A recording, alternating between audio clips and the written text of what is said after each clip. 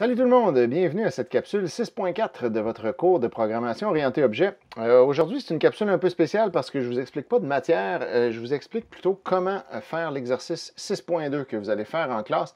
C'est un exercice qui est assez long et compliqué, on va vous laisser beaucoup de temps en classe pour le faire.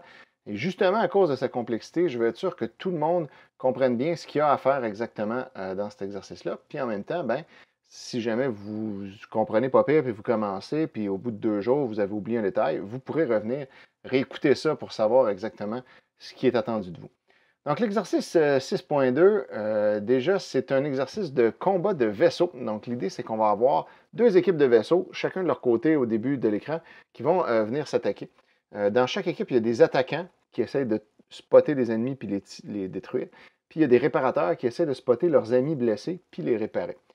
Chaque vaisseau ne voit pas à l'infini, il voit juste une petite zone autour de lui, puis il essaie de trouver quelque chose à faire finalement. Puis la partie se termine lorsque une équipe est complètement éliminée, puis l'autre équipe à ce moment-là a gagné. Donc je vais vous montrer un peu de quoi ça a l'air lorsque c'est terminé. Je démarre la solution ici et vous allez voir, donc on a nos deux équipes. Wow! Puis là, ça se ramasse rapidement en tapon. Les attaquants attaquent l'autre équipe, puis les réparateurs réparent. Puis là, éventuellement, il y a quelqu'un qui va finir par gagner. Donc là, c'est pas extrêmement clair, mais voilà. Cet attaquant-là a fini par détruire tout le monde de l'autre équipe. Il reste juste lui, qui est un réparateur, qui est donc voué à mourir éventuellement. Et voilà, il est mort. Donc là, ça s'est passé vite. Il y a des games qui vont bien vite, il y a des games qui vont bien lentement, où ça leur prend des heures avant de se trouver. Donc on réessaye encore. Vous voyez, hop, aussitôt qu'ils se voient, là, ils se foncent dessus. Les attaquants tirent l'autre, les réparateurs réparent. Puis éventuellement, ça se termine. Je vais repartir une autre partie, voir si j'en aurais pas une un peu plus lente éventuellement, que vous puissiez bien voir. Donc là, ils cherchent, puis ils se voient pas. Puis dès qu'ils se voient, à un moment donné, hop, fou, puis ils se foncent dessus. Puis là, voilà, c'est cet attaquant-là qui a gagné. Le réparateur, lui, il l'a réparé à mesure. Puis là, on a deux attaquants, deux réparateurs qui s'entretuent. Voilà. Puis là, éventuellement, il y a une équipe qui sort victorieuse. Là, ici, on a un attaquant qui attaque un réparateur, puis ici aussi. Fait que ça veut dire que les réparateurs réparent à mesure les dégâts qu'ils reçoivent. Finalement, il y en a un qui finit par gagner dans le tas. Puis là, lui, même chose ici, il attaque le réparateur qui se répare, puis à un moment donné, qui meurt. Dans la console, à mesure, on va passer exactement tout ce qui se passe. Chaque vaisseau, à chaque tour, nous dit qu'est-ce qui se passe, qu'est-ce qu'il a vu, qu'est-ce qu'il a fait, combien de points. Donc ici, Julien s'est réparé lui-même, il s'est redonné 5 points. Paul a attaqué Julien, il a infligé 3 points de dommage. Pendant ce temps-là, Steve et Julie ne voient personne, puis ils bougent de leur côté. Donc on peut savoir un peu ce qui se passe tout au long. Donc, ce projet-là, l'idée, c'est de vous faire travailler avec des fichiers texte, de lire des fichiers texte et de les décortiquer. Le principe derrière ça, c'est que votre programme va aller lire dans un fichier texte pour savoir quel vaisseau construire et ça va être quoi leurs attributs. Chaque vaisseau a plein de différentes caractéristiques et puis ces caractéristiques-là vont être lues dans un fichier texte. Donc déjà, je vous montre ça ici tout de suite. Dans un vaisseau, il y a le nom de l'équipe dont il fait partie, le nom de son pilote, son énergie, donc combien de points de vie il a, son énergie maximale, donc quand il est parfaitement réparé, c'est quoi l'énergie max qu'il peut avoir, sa vitesse, c'est combien de pixels il se déplace en un tour, sa portée, c'est à combien de pixels il voit autour de lui, donc il ne détecte que ce qui se passe dans cette zone-là. Son habilité, un nombre de 1 à 20 qui montre comment il est bon dans ce qu'il fait, soit pour réparer ou pour attaquer. Plus c'est gros, plus il est bon. Et ses dommages, le nombre de points d'énergie maximal qu'il est capable de réparer ou de donner, d'infliger comme dégâts quand il fait ses attaques ou ses réparations. Donc ça, ces caractéristiques-là, vous les retrouvez ici dans le vaisseau.txt, qui est un simple fichier texte. Dans ce fichier texte-là, on a toutes les caractéristiques des 8 vaisseaux. Chaque ligne représente un vaisseau et sur une ligne, il y a des caractéristiques séparées par des points-virgules. Et chaque caractéristique est toujours de forme variable, 2 points, valeur. Puis là, on a un point-virgule. Variable, 2 points, valeur, point-virgule. Variable, 2 points, valeur, point-virgule. Et ainsi de suite jusqu'au bout. Et après ça, sur l'autre ligne, c'est un autre vaisseau qui est formaté de la même façon. Donc l'idée, ça va être d'aller lire ce fichier-là pour savoir exactement quel vaisseau construire puis quels attributs leur donner. Et après ça, la game va starter. Ce qui vous permet après, une fois que votre programme est bien fait, de modifier les équipes, modifier leurs statistiques, les arranger comme on veut, sans toucher au programme. Juste jouer dans le fichier texte puis relancer le programme, pas besoin de recompiler, pas besoin de programmer. Donc, c'est cool parce que c'est souple. Par contre, ben, ça rend les choses un petit peu compliquées. Pour vous aider, on a fait une grosse partie du travail pour vous. Donc, dans quoi je suis en ce moment? Je suis dans la solution qu'on vous fournit pour l'exercice. Donc, ici, il y a une solution qui vous est fournie sur Prof d'Info. Allez chercher ça, c'est un zip. Vous le dézippez. N'oubliez pas, lorsque vous voulez travailler là-dedans, si vous ouvrez le fichier zip, vous allez voir tous les dossiers et les fichiers comme normal, mais ils sont tous compressés en un seul gros fichier. Fait qu'il faut les prendre puis les copier ailleurs, puis aller travailler sur cette copie-là. Sinon, ça ne marchera pas. Quand vous allez l'ouvrir au début, il va vous demander, voulez-vous recibler la solution? Dites oui, parce que cette solution-là a été créée avec Visual Studio 2015, l'année passée. Puis là, ben, on est en 2017, la version 2017 de Visual Studio. Il faut juste recibler, puis c'est correct. Après, on peut s'en servir. Donc, vous allez trouver ce fichier-là et vous allez trouver plein d'autres fichiers déjà faits pour vous. On a créé en grande partie la classe C-Vaisseau, qui représente un vaisseau. C'est la classe parent, qui dérive du personnage, de laquelle vous allez devoir faire dériver la classe réparateur et la classe attaquant. Donc, ces fichiers-là sont vides au départ. Vous allez les créer.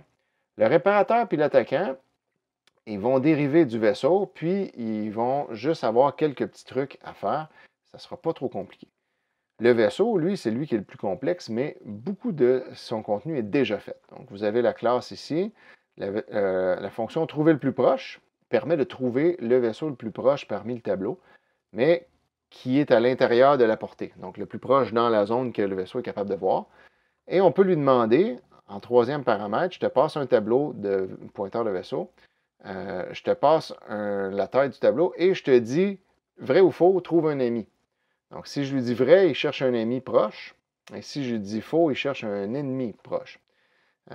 Et il nous retourne un pointeur vers celui qu'il a trouvé. S'il ne voit personne qui correspond à la description dans sa portée, il retourne un pointeur nul. Donc, souvent, on ne verra rien. Puis, il va falloir juste se déplacer pour essayer de trouver les vaisseaux.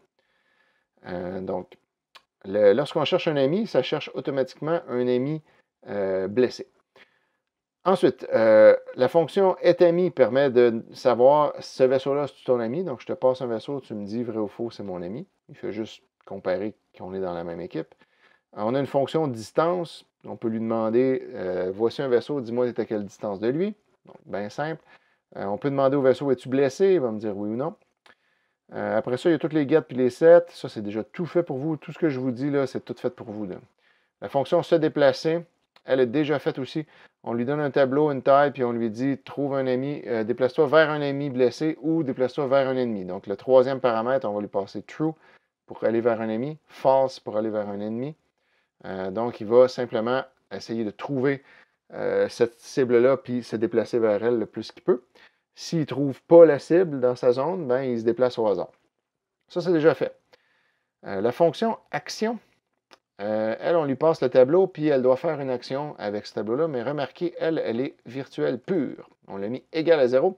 Ça veut dire que cette fonction-là n'a pas de corps dans le CPP, elle n'a pas de définition, elle fait juste être déclarée comme existant, mais elle n'existe pas vraiment encore. Ça veut dire que les vaisseaux, c'est des classes abstraites. Une classe abstraite, c'est donc une classe de laquelle on ne peut pas créer d'objet. Je ne pourrais pas déclarer un objet vaisseau. Ça n'existera pas un vaisseau. Ce qui va exister, c'est des attaquants et des réparateurs, qui, eux, dérivent du vaisseau. Donc, eux, les attaquants et les réparateurs, vont devoir redéfinir la méthode action pour la faire à leur façon. L'action d'un réparateur, ça va être de réparer, puis l'action d'un attaquant, ça va être d'attaquer. Ça, ben, il est déclaré, vous allez avoir à la refaire dans les classes enfants. Il y a les fonctions briser et réparer qui permettent de briser le vaisseau. On demande au vaisseau de se briser ou on lui demande de se réparer. C'est un peu bizarre, ça, qu'on lui demande de se briser. Mais comme les vaisseaux ne peuvent pas changer les points de vie d'un autre vaisseau, tout ce qu'ils font, c'est qu'ils vont lui demander brise-toi. Puis le vaisseau va se briser. Il va être bon joueur. Quand on lui demande de se briser, il le fait, là, parce qu'il sait que tu as réussi ton jet de dés. Donc, c'est un peu bizarre, mais c'est comme ça que ça fonctionne. Les stats, on y reviendra. Donc, ça, c'est déjà tout fait pour vous. Vous, ce que vous avez à faire dans vos classes réparateurs et attaquants, ben, vous les déclarez comme enfants de vaisseau. Et puis là, vous allez dans chacune des classes, faire 3 choses. C'est vraiment 3 choses pas longues, c'est très facile parce que le gros de la job est fait dans le vaisseau. Vous faites votre constructeur paramétrique. Le constructeur prend en paramètre une image, un fichier image, qui est en fait un string, là, le nom du fichier image, et une référence à un ifstream. Donc, autrement dit, il prend une image puis un fichier. Et il va tout repasser ça au constructeur de son parent. Fait qu'il n'aura même pas besoin de rien faire avec. Parce que le constructeur du vaisseau, son parent, lui, va recevoir le fichier et il va lire dans le fichier pour savoir quelle valeur mettre dans ses attributs. Là, ce que je vous montrais tout à l'heure ici, il va aller lire ça. Donc, il a besoin qu'on lui passe un ifstream pour être capable d'aller lire dedans toutes les données sur le vaisseau. Mais le réparateur ou l'attaquant, lui, il reçoit ça puis il le repasse à son parent. Les deux vont redéfinir la méthode action. Donc, la méthode action qui était virtuelle pure là, dans le vaisseau, elle va être redéfinie dans ses enfants. Et eux, ce qu'ils vont faire, c'est tous les deux la même chose, mais un pour attaquer puis l'autre pour réparer. Mettons l'attaquant, il va essayer de trouver l'ennemi le plus proche. Donc ça, il y a la méthode trouver le plus proche qu'il a reçu en héritage. Donc, servez-vous-en. Ne réinventez pas tout ça, c'est déjà fait.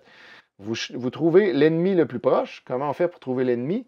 On passe false comme troisième paramètre. Rappelez-vous, on dit « je ne cherche pas un ennemi ». Donc là, à ce moment-là, si je ne cherche pas un ami, je trouve un ennemi. Et puis là, il va trouver l'ennemi le plus proche et il va l'attaquer. Ça va arriver souvent qu'il ne trouvera pas d'ennemi parce qu'il n'y en a pas dans sa portée. À ce moment-là, vous n'avez rien à faire. S'il en trouve un, que trouver le plus proche retourne quelque chose de non nul, il va lancer un dé à 20 faces, c'est-à-dire piger un nombre entre 1 et 20. Et s'il obtient plus petit ou égal à son habilité, ça veut dire qu'il a réussi à l'attaquer. Plus l'habilité est haute, plus il y a de chances de réussir. Mettons, si j'ai 17 d'habilité, si j'ai 1 à 17 sur mon dé, j'ai touché. 18 à 20, j'ai raté. Donc, plus on est élevé, plus on a de chances de réussir. Si on réussit l'attaque, on fait un dé de dommage. Donc, les dés de dommage, c'est quoi? C'est un chiffre de 1 à le nombre de dommages que je suis capable de faire. Fait qu'il pige au hasard là-dedans. Il ne fera pas tout le temps le maximum. Des fois, il va être moins chanceux que d'autres. Si on a raté l'attaque, on ne fait juste pas de dommages, puis c'est réglé. Fait que ça, c'est la méthode action. Pour le réparateur, c'est exactement la même chose, sauf que là, lui, il va chercher un ami blessé. Encore une fois, c'est la méthode trouver le plus proche. Là, cette fois-ci, on va passer true pour dire je cherche un ami. Là. Puis là, on va essayer de réparer de la même façon. Un dé à 20 faces, plus petit ou égal à l'habilité, on a réussi. On guérit d'un 1 à nombre de dommages qu'on sait guérir. Si on rate le jet d'habilité, on n'a pas réussi la réparation. Ça, c'est pareil dans les deux cas, à part qu'est-ce qu'on fait avec les dommages. Et la redéfinition de la méthode se déplacer, c'est hyper simple. La méthode se déplacer va simplement appeler celle de son parent. Donc, rappelez-vous, comme vous avez fait pour les suiveurs et les meneurs dans les oiseaux de l'exercice 5.2, c'est la même affaire. Les attaquants et les réparateurs vont juste appeler la méthode se déplacer de son parent, là, du vaisseau. Aller dans se déplacer du vaisseau en lui disant « déplace-toi vers un ennemi » ou vers un ami. Et ça, comment on fait? C'est facile, c'est le troisième paramètre. On lui passe true ou false, selon ce qu'on veut. Donc, ils ont juste une ligne. Eux autres, tout ce qu'ils font, c'est qu'ils disent « OK, déplace-toi vers un ami » ou « déplace-toi vers un ennemi ». Les deux classes-là ne devraient pas vous prendre beaucoup de temps à faire. C'est assez facile. Là, ce qui est plus compliqué, c'est d'aller lire dans le fichier. Là. Comment on va faire pour lire dans le fichier? Pour ça, on va avoir deux grosses étapes. Le main va lire dans le fichier pour savoir quel vaisseau il va construire. Et ensuite, il va construire les vaisseaux, ce qui va appeler leur constructeur en leur passant le fichier pour que les vaisseaux eux-mêmes lisent le reste du fichier pour savoir leurs attributs. Par exemple, mettons que le main il lit ici la première ligne, il va dire « Ah, c'est un attaquant que je dois construire. Et voici son image, son fichier d'image qui va le représenter dans le jeu. » Alors, je vais donc créer un new attaquant en lui passant le nom de l'image et en lui passant le fichier dans lequel je suis en train de lire. Comme ça, le constructeur du vaisseau, lui, va pouvoir continuer la lecture à partir d'ici puis dire « OK, mon équipe, c'est ça, ma position, c'est ça, mon énergie, c'est ça, et ainsi de suite. » Donc, c'est de même que ça se passe en deux temps. Le main lit les deux premières variables de la ligne pour savoir quoi construire puis avec quelle image. Et il appelle le constructeur approprié en lui passant l'image et le fichier dans lequel il lit. N'oubliez pas que le fichier, il y en a juste un. C'est un fichier avec donc un ifstream on va se le passer en référence constamment. Fait qu'à chaque fois, on lit dans le même fichier, puis on continue automatiquement, ça va se faire tout seul, ça va continuer à lire où ce qu'on était rendu. Le main, après, il va lire à la prochaine ligne parce que c'est là qu'on va être rendu. Il va lire le début de la ligne, puis il va dire ah, c'est un attaquant. J'appelle le constructeur l'attaquant, j'y passe le fichier, ben là, le constructeur, il va lire la suite. Puis après ça, on revient au main qui va lire la suite. Ça va tout le temps se faire tout seul. Donc, ce dont on va avoir besoin, c'est dans le main. Je vous l'ouvre pour vous le montrer. Dans le main, il y a des fonctions qui sont déjà faites. Il y en a qui ne sont pas faites encore. Bon, lancer un dé, fonction très simple que vous allez pouvoir utiliser quand vous voulez lancer des dés. Vous avez qu'à la faire vous-même, c'est extrêmement facile. Lire le prochain paramètre, là, c'est là l'affaire. Lorsque le main appelle cette fonction-là, c'est pour lui dire OK, ben lis un paramètre dans mon fichier. Alors, je te passe un ifstream en référence, donc je te passe un fichier dans lequel lire. Je te passe deux strings, param et valeur. Et je te dis, mets-moi là-dedans le paramètre et sa valeur. Parce que, rappelez-vous, dans le fichier texte, c'est tout le temps un paramètre, deux points, une valeur. Donc, le paramètre type, la valeur A. Le paramètre fichier, la valeur attaquea.png. Le paramètre équipe, la valeur A. Et ainsi de suite. L'idée, c'est qu'on dit, je te passe un fichier, lis là-dedans jusqu'au prochain point-virgule, parce que vous vous rappelez que chaque paramètre est séparé par des points-virgules. Donc, lis jusqu'au prochain point-virgule. Et là, avec la position du deux points, tu peux splitter ça en deux morceaux, puis le mettre dans la variable param, l'autre morceau dans la variable valeur. Donc, c'est ça qui va se passer ici. On lui dit, voici le fichier, voici deux variables, et à la fin, moi, dans mes deux variables, je vais avoir le paramètre puis la valeur, puis je vais savoir ce que tu as lu dans le fichier. Alors, on vous donne un peu les instructions. Vous avez qu'à rajouter le code. On vous dit, vous lisez d'abord la ligne jusqu'au prochain point-virgule dans le fichier. Il va lire jusque-là. Il va obtenir ça dans un string. Vous trouvez dans ce string-là où est le deux points. Et une fois qu'on sait ça, on peut isoler ce qui est à gauche du deux points et ce qui est à droite du deux points dans le string qu'on a lu. Et on va mettre ces deux morceaux-là dans param et valeur. Donc ça demande un petit peu de réflexion. Avec les fonctions de découpage de string, vous êtes capable de faire ça. Ce qu'il faut être sûr, c'est qu'on a juste lu jusqu'au prochain point-virgule. Fait que la prochaine lecture, il va prendre la suite, puis il va le décortiquer. Puis la prochaine lecture, il va prendre la suite, il va le décortiquer. Donc, à chaque fois qu'on va l'appeler, ça va se faire tout seul. Petite chose à savoir, si jamais le premier caractère de param est un caractère 10, donc vous savez que dans un string, chaque caractère est comme une case d'un tableau. Le premier caractère, le caractère 0, s'il est égal à 10, parce que chaque caractère, en fait, est un code ASCII, bien, on l'enlève. Ça veut dire qu'il y avait un enter au début de la lecture. Il faut l'enlever pour pas que ça fuck. Donc ça, vous pouvez simplement enlever ça parce que l'explication, c'est que quand on va être rendu à la dernière lecture, on va avoir lu jusqu'ici. La prochaine lecture qu'on va faire, il va commencer ici, puis il va dire « OK, je lis un enter suivi du mot type A. » Puis là, notre string va contenir enter type A. Puis là, ben, on ne veut pas l'avoir le enter. Donc, on va l'enlever si on le voit au début de la lecture du paramètre. Donc ça, c'est ce qui va permettre de lire un paramètre à la fois.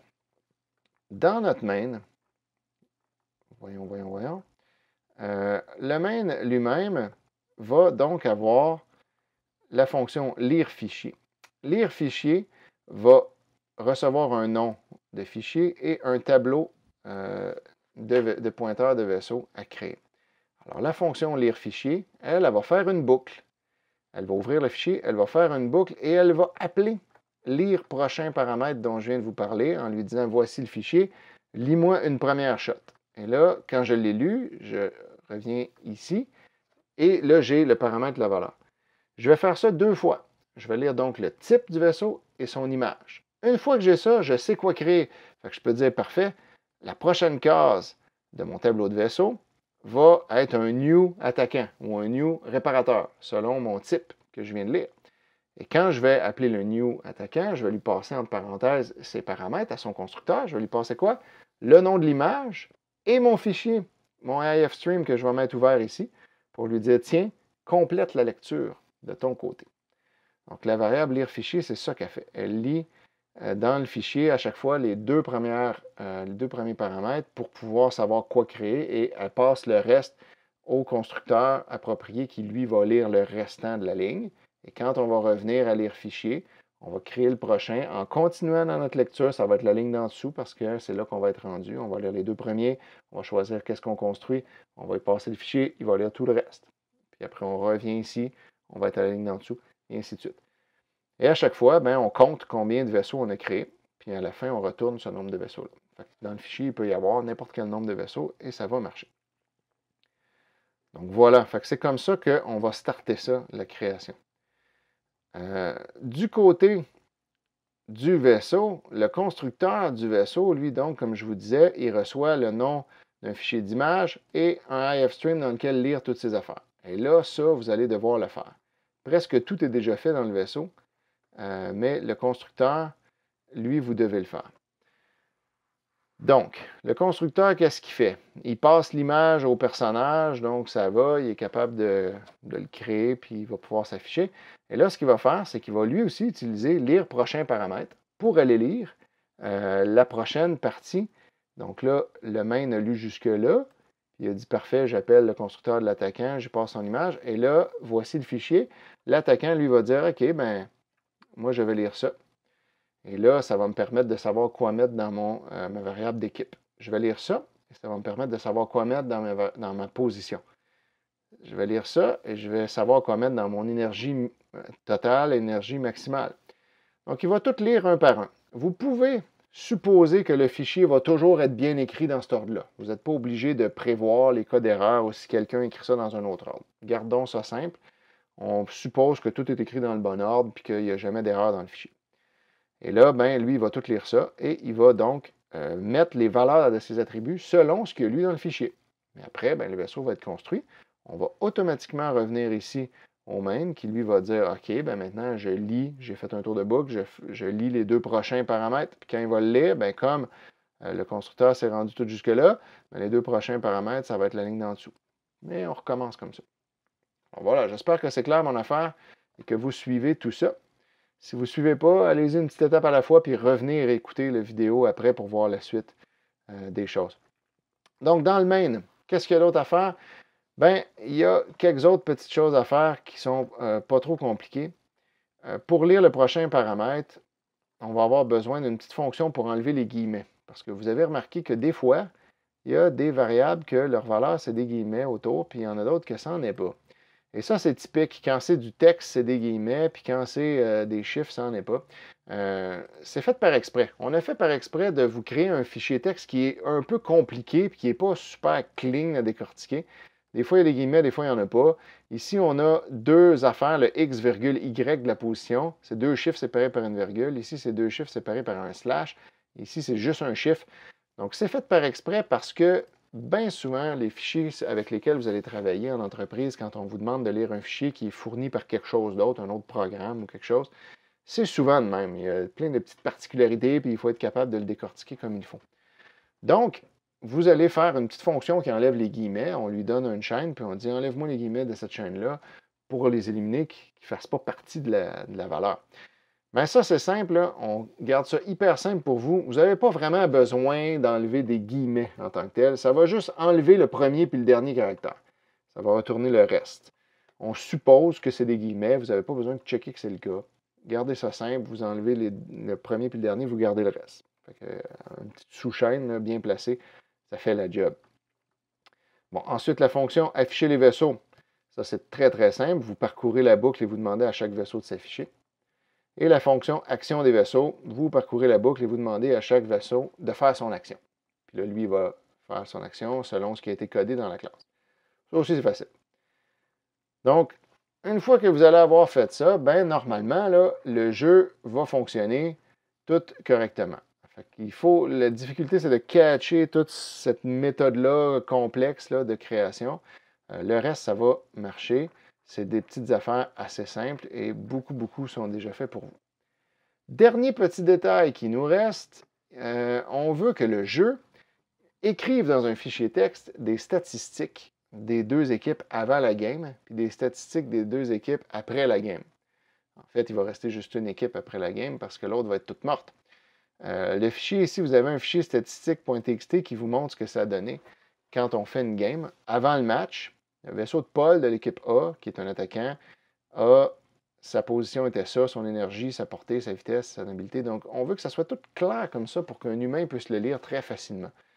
Puis après ça, on a la même affaire qui va se faire après le match. Après le match, les statistiques s'écrivent au bout. Là, j'en ai pas ici. Il faudrait que je vais vérifier du côté de celui que je viens de faire tout à l'heure.